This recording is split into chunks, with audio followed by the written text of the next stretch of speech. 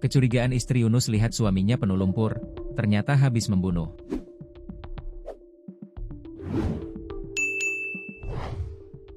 Kecurigaan istri Yunus, 25, melihat suaminya penuh lumpur saat pulang ke rumah, ternyata baru saja membunuh gadis SMA. Ya, Yunus menjadi satu-satunya terduga pelaku pembunuhan terhadap Diva Febriani, siswi SMA yang merupakan anggota Paskibraka di Mandailing Natal, Madinah. Padahal saat ini, istri Yunus diketahui tengah hamil 7 bulan. Sang istri pun sempat mencurigai gelagat Yunus yang tak biasa. Siasat licik Yunus, pelaku pembunuhan Diva Febriani yang pura-pura ikut mencari korban, beruntung istrinya mencurigai tubuhnya yang penuh lumpur. Dikutip dari tribun-medan.com, warga desa Sikarakara 4, Kecamatan Natal, Kabupaten Mandailing Natal, Madinah, kini masih sulit percaya, tetangga sendiri berubah menjadi pelaku tragedi paling kelam yang mengguncang desa mereka. Yunus tinggal tak jauh dari rumah orang tua Diva. Istrinya, Devi Tika Suryani, tengah hamil 7 bulan.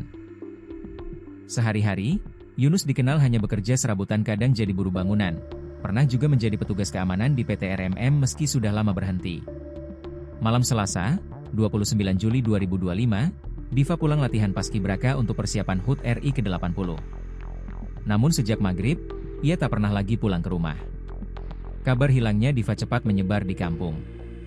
Yunus pun muncul, ikut pura-pura peduli, membantu warga menyusuri jalan dan kebun sawit mencari korban. Saat itu, tak ada satupun warga yang curiga, apalagi mereka bertetangga. Namun, tabir kelam mulai terkuak. Sekitar pukul 21 WIB malam itu, rombongan Badan Perwakilan Desa, BPD, Sikarakara 1 yang hendak membakar sarang tawon justru menemukan sepeda motor yang disembunyikan di kebun sawit milik warga. Ketua BPD segera memberitahu Satlinmas, lalu diteruskan ke Kepala Desa Sikarakara 1, Pitoko GS. Saat dicek, seorang warga mengenali motor Beat itu sebagai milik Diva Febriani. Betul, kami menemukan motor yang diduga milik Diva di areal kebun sawit, ungkap Pitoko, Sabtu, 2 Agustus 2025. Sejak itulah warga dan polisi mulai mencurigai Yunus. Apalagi, keesokan malamnya, Rabu, 30 Juli 2025, beredar cerita Yunus sempat pulang ke rumah dengan baju, badan, dan sepeda motor yang penuh lumpur. Tensi di desa makin memanas. Yunus pun seperti tahu bahwa warga mulai menaruh curiga. Kamis, 31 Juli 2025, malam, sekitar pukul 23 WIB, sejumlah warga Sikarakara 1 melihat Yunus melintas mengendarai motor dengan gelagat mencurigakan. Ia tampak ketakutan, berusaha melarikan diri.